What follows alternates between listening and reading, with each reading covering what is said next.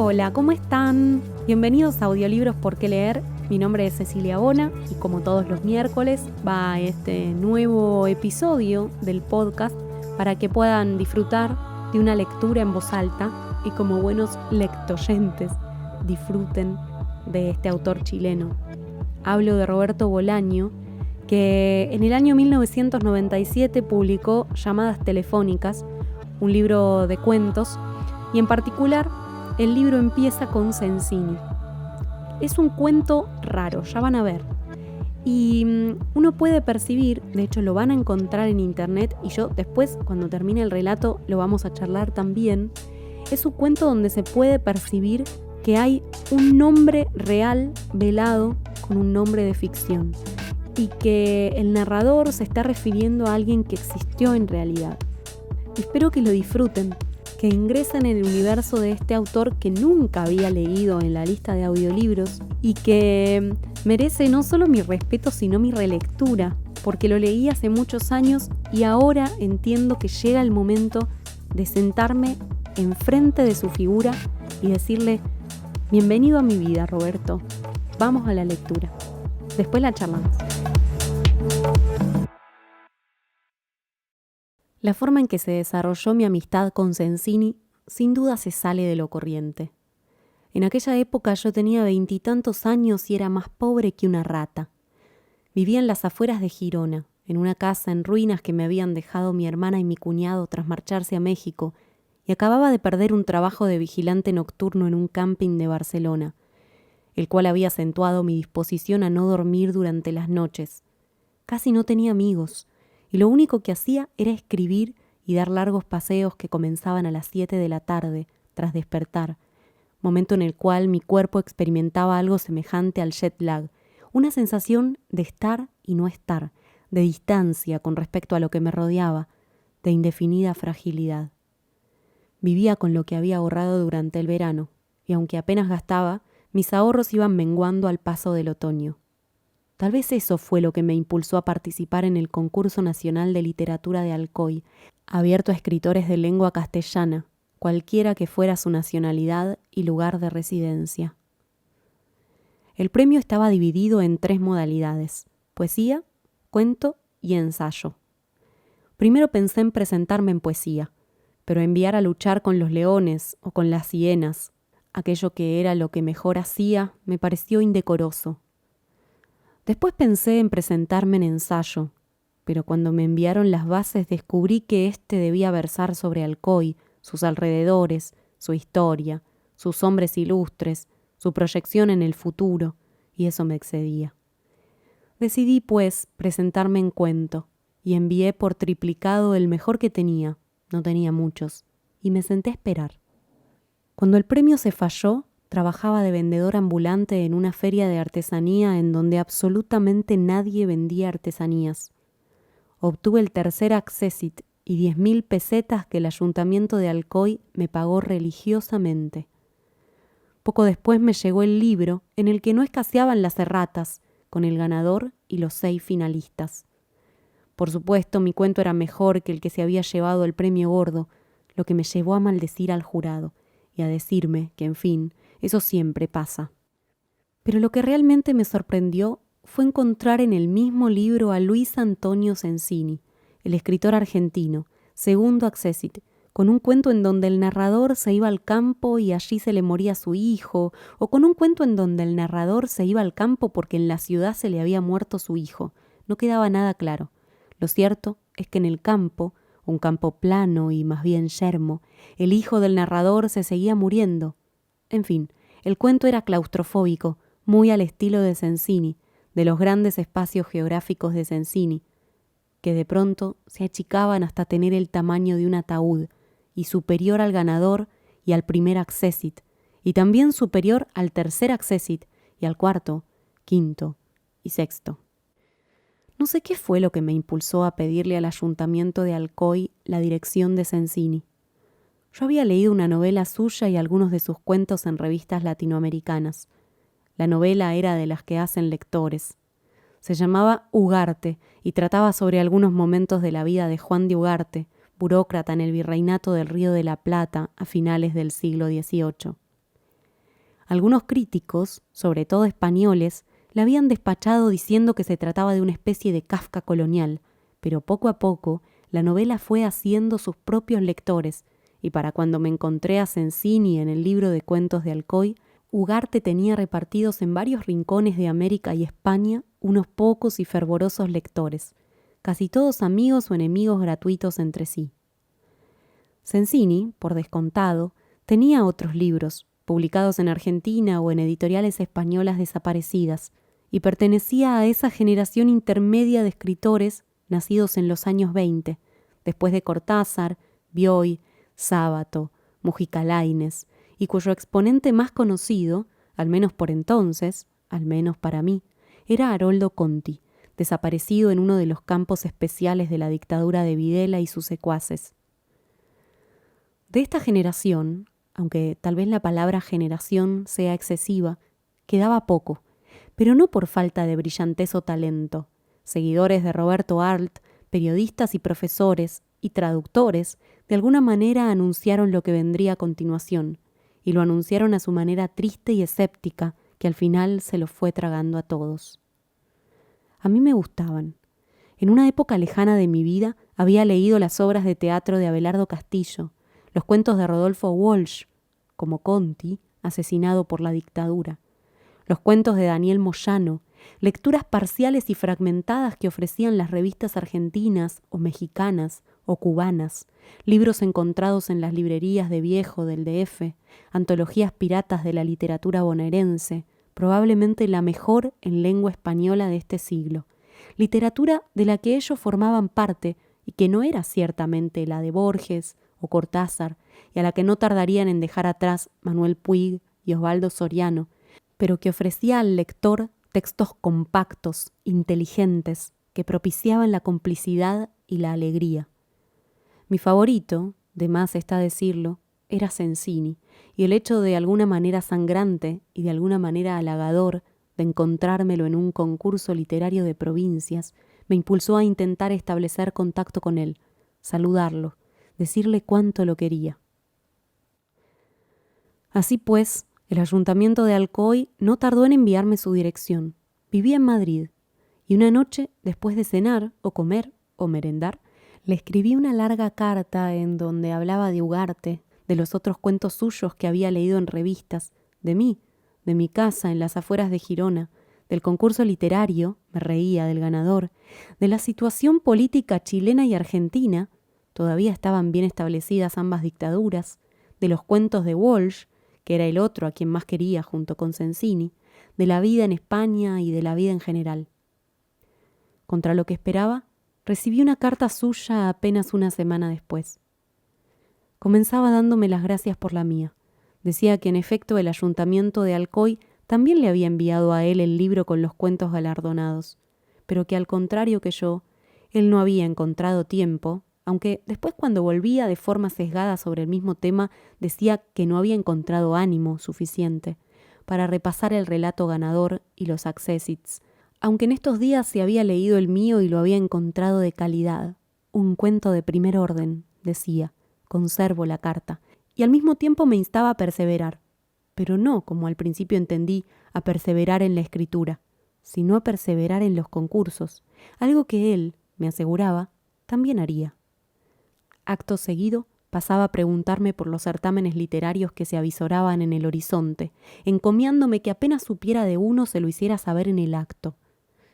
En contrapartida, me adjuntaba las señas de 2 concursos de relatos, uno en Plasencia y el otro en Écija, de 25.000 y 30.000 pesetas respectivamente, cuyas bases, según pude comprobar más tarde, extraía de periódicos y revistas madrileñas cuya sola existencia era un crimen o un milagro. Depende.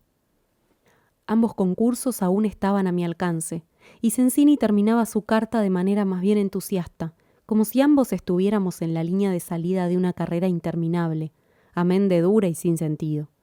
Valor y a trabajar, decía. Recuerdo que pensé, qué extraña carta. Recuerdo que releí algunos capítulos de Ugarte. Por esos días aparecieron en la plaza de los cines de Girona los vendedores ambulantes de libros, gente que montaba sus tenderetes alrededor de la plaza y que ofrecía mayormente stocks invendibles, los saldos de las editoriales que no hacía mucho habían quebrado, libros de la Segunda Guerra Mundial, novelas de amor y de vaqueros, colecciones de postales. En uno de los tenderetes encontré un libro de cuentos de Sensini y lo compré. Estaba como nuevo. De hecho, era un libro nuevo, de aquellos que las editoriales venden rebajados a los únicos que mueven este material, los ambulantes, cuando ya ninguna librería, ningún distribuidor quiere meter las manos en ese fuego. Y aquella semana fue una semana Sensini en todos los sentidos. A veces releía por 100ª vez su carta, otras veces hojeaba Ugarte, y cuando quería acción, novedad, leía sus cuentos. Estos, aunque trataban sobre una gama variada de temas y situaciones, generalmente se desarrollaban en el campo, en la pampa, y eran lo que al menos antiguamente se llamaban historias de hombres a caballo. Es decir, historias de gente armada, desafortunada, solitaria o con un peculiar sentido de la sociabilidad. Todo lo que en Ugarte era frialdad, un pulso preciso de neurocirujano, en el libro de cuentos era calidez, paisajes que se alejaban del lector muy lentamente y que a veces se alejaban con el lector, personajes valientes y a la deriva. En el concurso de Plasencia no alcancé a participar, pero en el de Écija sí. Apenas hube puesto los ejemplares de mi cuento, seudónimo Aloysius Acker, en el correo, comprendí que si me quedaba esperando el resultado las cosas no podían sino empeorar. Así que decidí buscar otros concursos y de paso cumplir con el pedido de Sensini. Los días siguientes, cuando bajaba a Girona, los dediqué a trajinar periódicos atrasados en busca de información. En algunos ocupaban una columna junto a ecos de sociedad. En otros aparecían entre sucesos y deportes. El más serio de todos los situaba a mitad de camino del informe del tiempo y las notas necrológicas. Ninguno, claro, en las páginas culturales. Descubrí, asimismo, una revista de la Generalitat que entre becas, intercambios, avisos de trabajo, cursos de posgrado, insertaba anuncios de concursos literarios, la mayoría de ámbito catalán y en lengua catalana, pero no todos. Pronto tuve 3 concursos en ciernes en los que Sensini y yo podíamos participar, y le escribí una carta. Como siempre, la respuesta me llegó a vuelta de correo. La carta de Sensini era breve, contestaba algunas de mis preguntas, la mayoría de ellas relativas a su libro de cuentos recién comprado, y adjuntaba a su vez las fotocopias de las bases de otros 3 concursos de cuento, uno de ellos auspiciado por los ferrocarriles del Estado. Premio gordo y 10 finalistas a 50.000 pesetas por barba. Decía textualmente, el que no se presenta no gana, que por la intención no quede. Le contesté diciéndole que no tenía tantos cuentos como para cubrir los 6 concursos en marcha, pero sobre todo intenté tocar otros temas. La carta se me fue de la mano. Le hablé de viajes, Amores perdidos, Walsh, Conti, Francisco Urondo. Le pregunté por Hellman, al que sin duda conocía. Terminé contándole mi historia por capítulos. Siempre que hablo con argentinos termino enzarzándome con el tango y el laberinto. Les sucede a muchos chilenos. La respuesta de Sensini fue puntual y extensa, al menos en lo tocante a la producción y los concursos. En un folio escrito a un solo espacio y por ambas caras, exponía una suerte de estrategia general con respecto a los premios literarios de provincias. Le hablo por experiencia, decía. La carta comenzaba por santificarlos, nunca supe si en serio o en broma, fuente de ingresos que ayudaban al diario Sustento. Al referirse a las entidades patrocinadoras, ayuntamientos y cajas de ahorro, decía esa buena gente que cree en la literatura o esos lectores puros y un poco forzados. No se hacía en cambio ninguna ilusión con respecto a la información de la buena gente, los lectores que previsiblemente, o no tan previsiblemente, consumirían aquellos libros invisibles. Insistía en que participara en el mayor número posible de premios, aunque sugería que como medida de precaución les cambiara el título a los cuentos, si con uno solo, por ejemplo, acudía a 3 concursos cuyos fallos coincidían por las mismas fechas. Exponía como ejemplo de esto su relato Al amanecer, relato que yo no conocía y que él había enviado a varios certámenes literarios casi de manera experimental, como el conejillo de Indias destinado a probar los efectos de una vacuna desconocida. En el primer concurso, el mejor pagado, Al amanecer fue como Al amanecer. En el segundo concurso se presentó como Los gauchos. En el tercer concurso, su título era En la otra pampa. Y en el último, se llamaba Sin remordimientos. Ganó en el segundo y en el último. Y con la plata obtenida en ambos premios, pudo pagar 1 mes y medio de alquiler. En Madrid los precios estaban por las nubes. Por supuesto, nadie se enteró de que Los gauchos y Sin remordimientos eran el mismo cuento con el título cambiado, aunque siempre existía el riesgo de coincidir en más de una lisa con un mismo jurado, oficio singular que en España ejercían de forma contumaz una pléyade de escritores y poetas menores o autores laureados en anteriores fiestas. El mundo de la literatura es terrible, además de ridículo, decía, y añadía que ni siquiera el repetido encuentro con un mismo jurado constituía de hecho un peligro, pues esto generalmente no leían las obras presentadas, o las leían por encima, o las leían a medias. Y a mayor abundamiento, decía, quién sabe si Los gauchos y Sin remordimientos no sean 2 relatos distintos cuya singularidad resida precisamente en el título. Parecidos, incluso muy parecidos, pero distintos.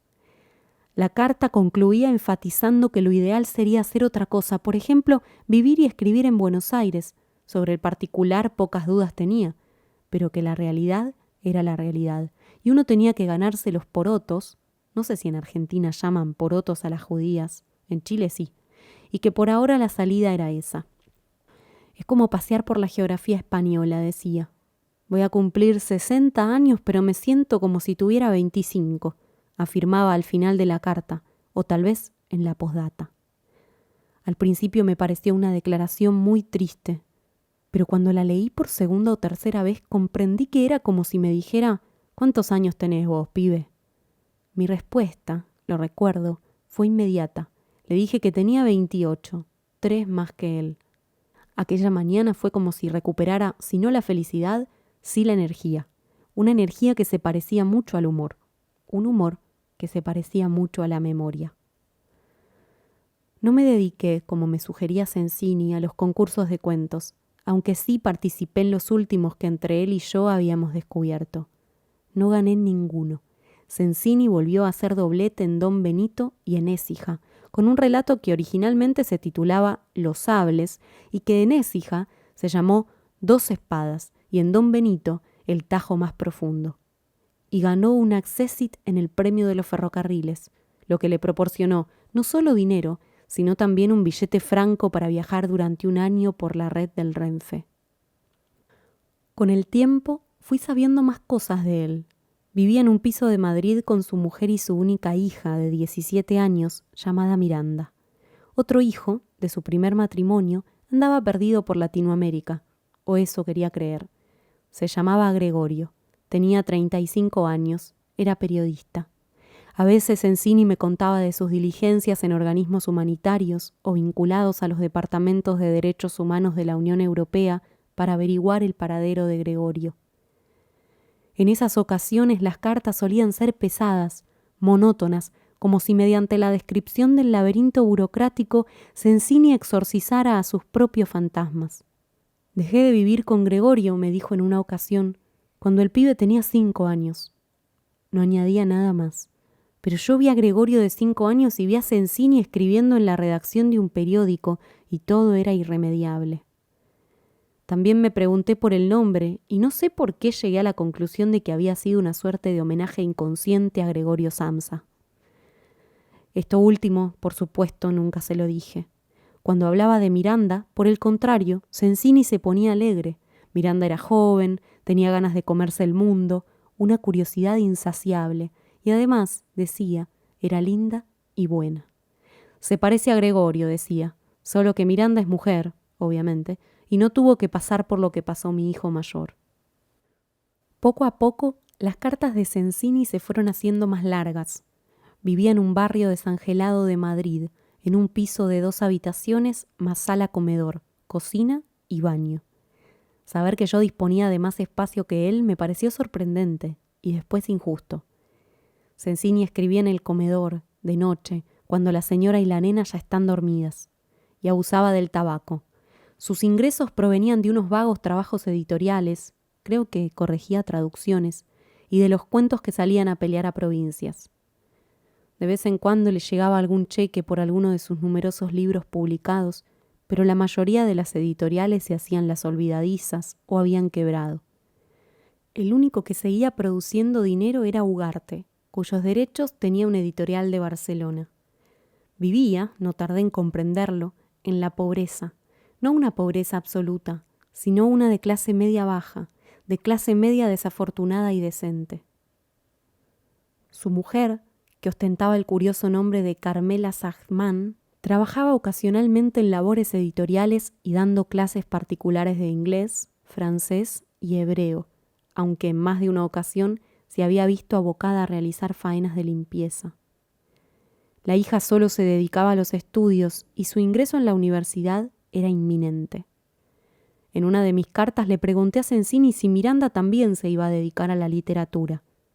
En su respuesta decía: «No, por Dios, la nena estudiará medicina». Una noche le escribí pidiéndole una foto de su familia. Solo después de dejar la carta en el correo me di cuenta de que lo que quería era conocer a Miranda. Una semana después me llegó una fotografía tomada seguramente en el Retiro, en donde se veía a un viejo y a una mujer de mediana edad junto a una adolescente de pelo liso, delgada y alta, con los pechos muy grandes. El viejo sonreía feliz. La mujer de mediana edad miraba el rostro de su hija, como si le dijera algo, y Miranda contemplaba al fotógrafo con una seriedad que me resultó conmovedora e inquietante. Junto a la foto me envió la fotocopia de otra foto. En esta aparecía un tipo más o menos de mi edad, de rasgos acentuados, los labios muy delgados, los pómulos pronunciados, la frente amplia, sin duda un tipo alto y fuerte que miraba a la cámara, era una foto de estudio, con seguridad y acaso con algo de impaciencia. Era Gregorio Sensini, antes de desaparecer, a los 22 años, es decir, bastante más joven de lo que yo era entonces, pero con un aire de madurez que lo hacía parecer mayor. Durante mucho tiempo, la foto y la fotocopia estuvieron en mi mesa de trabajo. A veces me pasaba mucho rato contemplándolas, otras veces me las llevaba al dormitorio y las miraba hasta caerme dormido.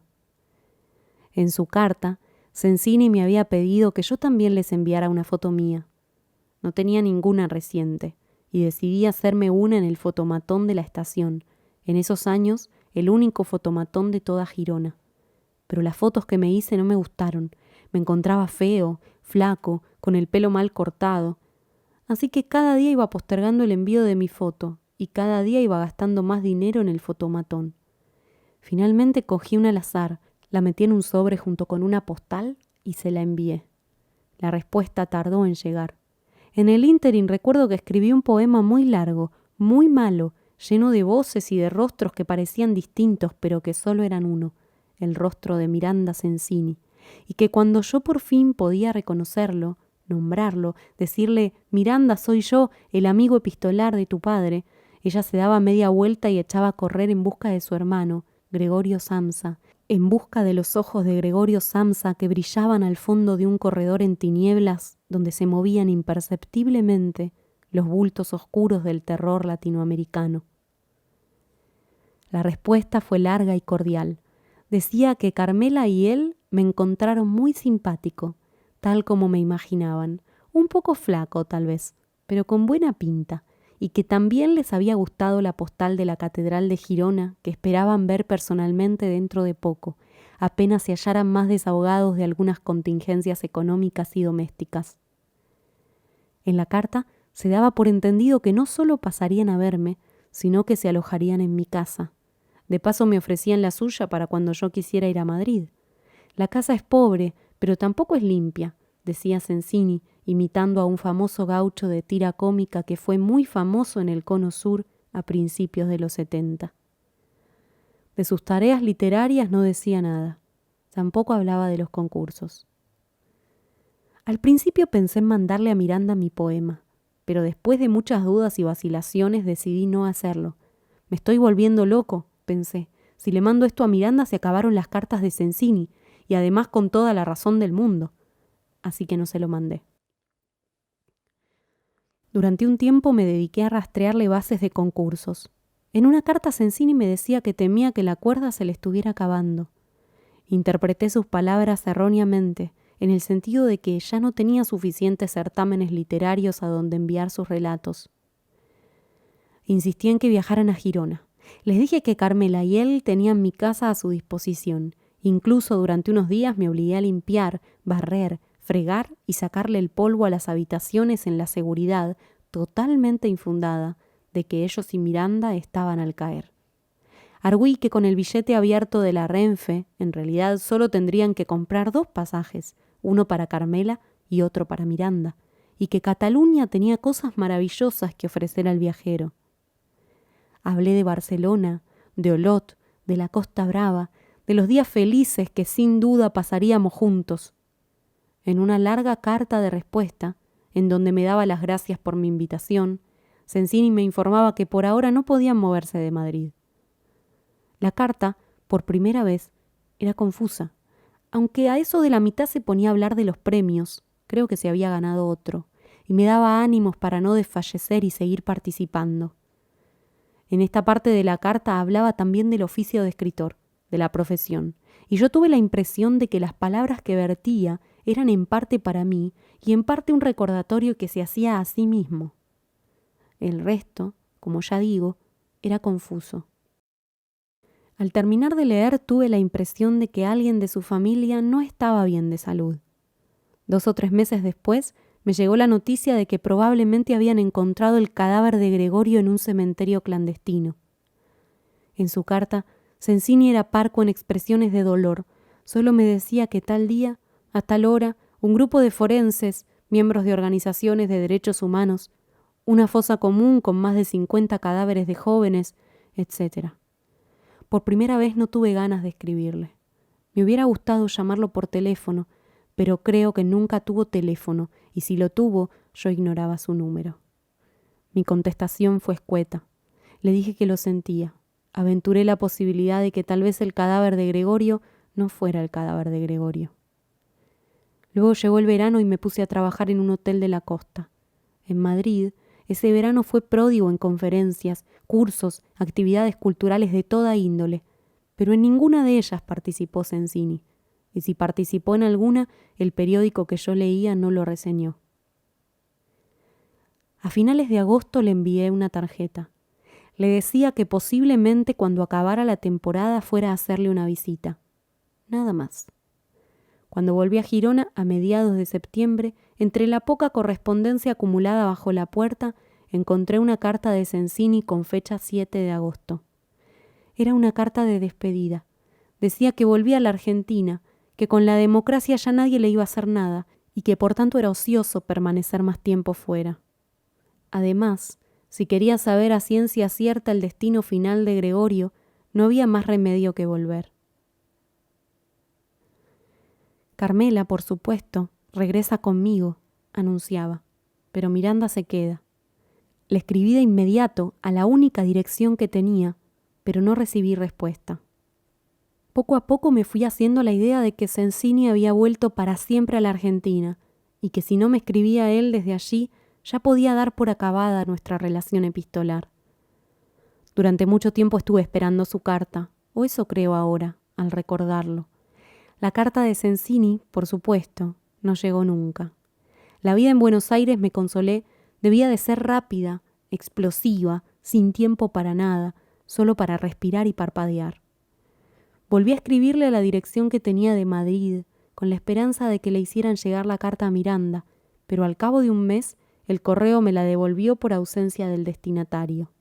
Así que desistí, y dejé que pasaran los días y fui olvidando a Sensini, aunque cuando iba a Barcelona, muy de tanto en tanto, a veces me metía tardes enteras en librerías de viejo y buscaba sus libros, los libros que yo conocía de nombre y que nunca iba a leer.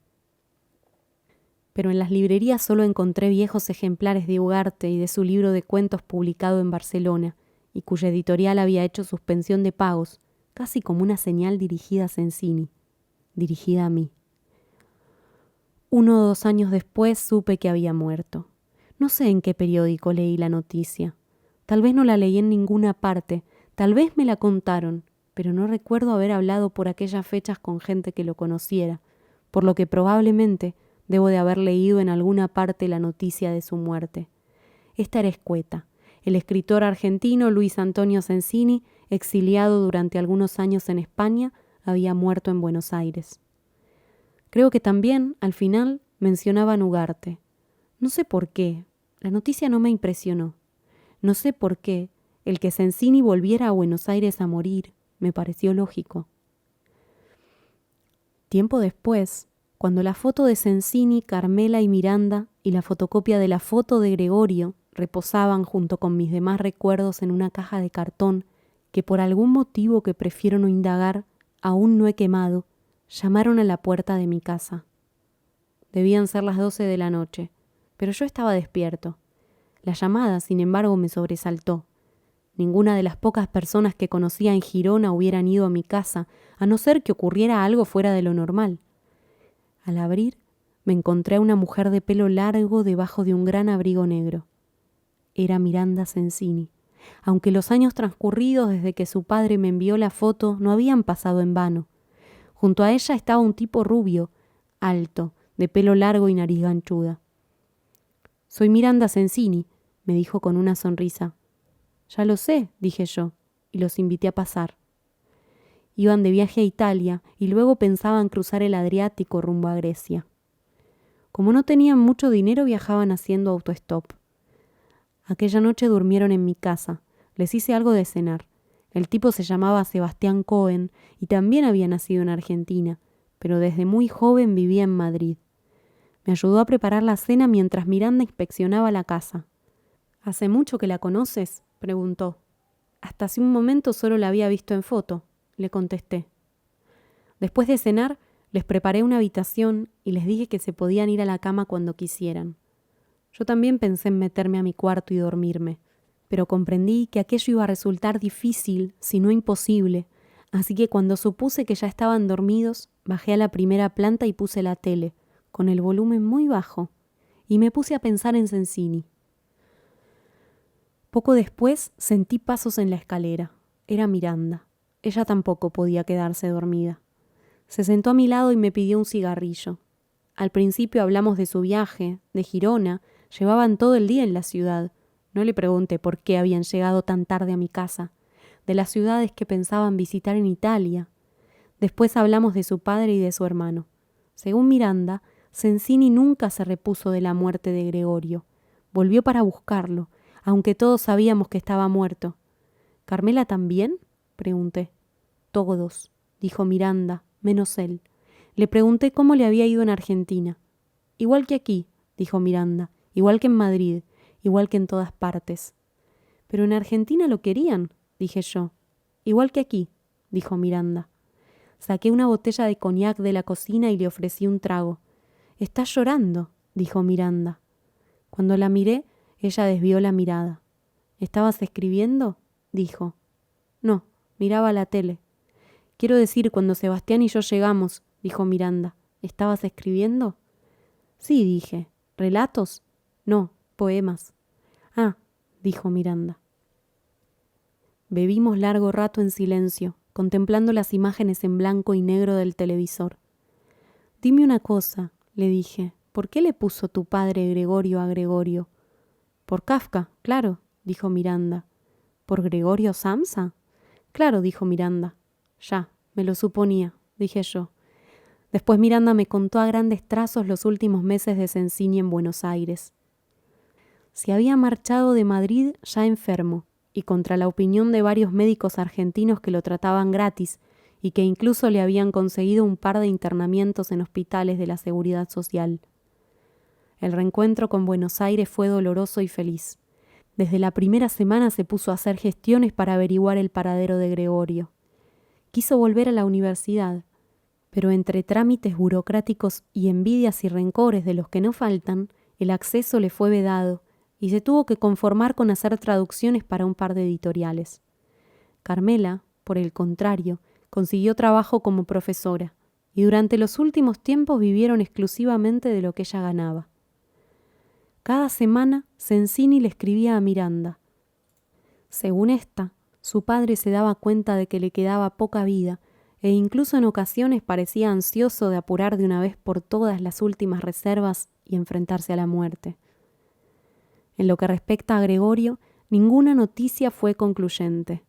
Según algunos forenses, su cuerpo podía estar entre el montón de huesos exhumados de aquel cementerio clandestino, pero para mayor seguridad debía hacerse una prueba de ADN. Pero el gobierno no tenía fondos o no tenía ganas de que se hiciera la prueba, y ésta se iba cada día retrasando un poco más. También se dedicó a buscar a una chica, una probable compañera que Goyo posiblemente tuvo en la clandestinidad, pero la chica tampoco apareció. Luego su salud se agravó y tuvo que ser hospitalizado. Ya ni siquiera escribía, dijo Miranda. Para él era muy importante escribir cada día, en cualquier condición. Sí, le dije, creo que así era. Después le pregunté si en Buenos Aires alcanzó a participar en algún concurso. Miranda me miró y se sonrió. Claro, tú eras el que participaba en los concursos con él. A ti te conoció en un concurso. Pensé que tenía mi dirección por la simple razón de que tenía todas las direcciones de su padre, pero que solo en ese momento me había reconocido. Yo soy el de los concursos, dije. Miranda se sirvió más coñac y dijo que durante un año su padre había hablado bastante de mí. Noté que me miraba de otra manera. Debí importunarlo bastante, dije. ¿Qué va?, dijo ella. De importunarlo nada. Le encantaban tus cartas. Siempre nos las leía a mi madre y a mí. Espero que fueran divertidas, dije sin demasiada convicción. Eran divertidísimas, dijo Miranda. Mi madre incluso hasta os puso un nombre. ¿Un nombre? ¿A quiénes? A mi padre y a ti. Os llamaba los pistoleros o los cazarrecompensas. Ya no me acuerdo. Algo así. Los cazadores de cabelleras. Me imagino por qué, dije, aunque creo que el verdadero cazarrecompensas era tu padre. Yo solo le pasaba uno que otro dato. Sí, él era un profesional, dijo Miranda, de pronto seria. ¿Cuántos premios llegó a ganar?, le pregunté. Unos 15, dijo ella con aire ausente. ¿Y tú? Yo por el momento solo uno, dije. Un accésit en Alcoy, por el que conocí a tu padre. ¿Sabes que Borges le escribió una vez una carta a Madrid en donde le ponderaba uno de sus cuentos?, dijo ella mirando su coñac. No lo sabía, dije yo. Y Cortázar también escribió sobre él. Y también Mujica Lainez. Es que él era un escritor muy bueno, dije yo. Joder, dijo Miranda, y se levantó y salió al patio, como si yo hubiera dicho algo que la hubiera ofendido. Dejé pasar unos segundos, cogí la botella de coñac y la seguí. Miranda estaba acodada en la barda mirando las luces de Girona. «Tienes una buena vista desde aquí», me dijo. Le llené su vaso, me llené el mío, y nos quedamos durante un rato mirando la ciudad iluminada por la luna. De pronto me di cuenta de que ya estábamos en paz, que por alguna razón misteriosa habíamos llegado juntos a estar en paz, y que de ahí en adelante las cosas imperceptiblemente comenzarían a cambiar, como si el mundo de verdad se moviera. Le pregunté qué edad tenía. 22, dijo. Entonces yo debo tener más de 30, dije, y hasta mi voz sonó extraña.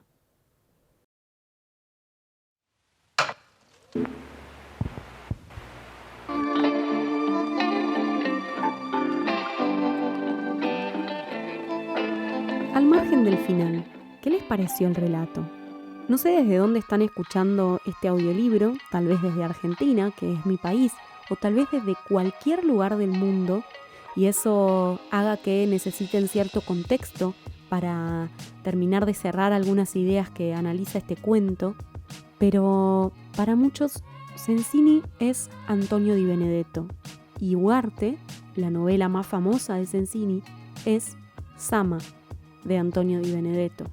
Di Benedetto que se exilió por la dictadura y que nunca gozó de un prestigio tan importante comparable con el de Cortázar o Borges, y que fue más bien una figura que pasó al margen de la literatura mainstream y que sin embargo con su talento puede convocarnos hasta hoy. Así que si no lo conocen o nunca lo leyeron, les recomiendo que empiecen por Caballo en el Salitral, que es un cuento de Di Benedetto. Lo tengo grabado acá en esta lista, pero si no lo pueden buscar y leer. Y si se animan a más, lo que yo considero un clásico ya de la literatura argentina, que es justamente la novela Zama, o cualquiera de sus libros de la trilogía de la espera, como él lo ha llamado. Ojalá que les haya gustado este cuento, que sea una puerta hermosa para entrar a la literatura de Roberto Bolaño, muy conocido por su novela Los Detectives Salvajes, que yo me la debo. Como les decía al principio, soy una muy principiante lectora de este autor. Me encanta este relato, me lo pidieron hace un tiempo, me dijeron: Ceci, lee algo de Roberto Bolaño, lee Sensini, y acá estoy cumpliendo, tarde pero seguro. Ojalá que los haya acompañado durante todo este rato. Me lo pueden contar en mis redes. Me pueden seguir en @porqueleerok en Instagram, YouTube, Twitter, Facebook, TikTok. Me siguen y me dicen: che, me pasó esto con el relato, no me gustó, me gustó. Me gustaría que leyeras más de... Me ayuda un montón a ir percibiendo cómo ustedes reciben mi trabajo. Y por otro lado, hablando de trabajo, si tienen ganas de ser mis mecenas, mis patrocinadores, así puedo seguir haciéndolo más y mejor, los invito a chequear los links que están en la descripción de este episodio. Ahí van a encontrarse con Patreon, Cafecito, Mercado Pago, lo que sea, porque con su granito de arena, con su pequeño aporte, Porque Leer puede seguir creciendo y llegar a más gente. Y si no tuvieran la oportunidad de hacerlo económicamente, pueden compartir el trabajo, hablarle a la gente de esta lista, contarle de mi canal de YouTube. Así también otras personas se acercan y se agranda la comunidad. Nada más, he hablado muchísimo, he leído un montón, así que cerramos y los despido. Hasta la próxima lectura. Chao.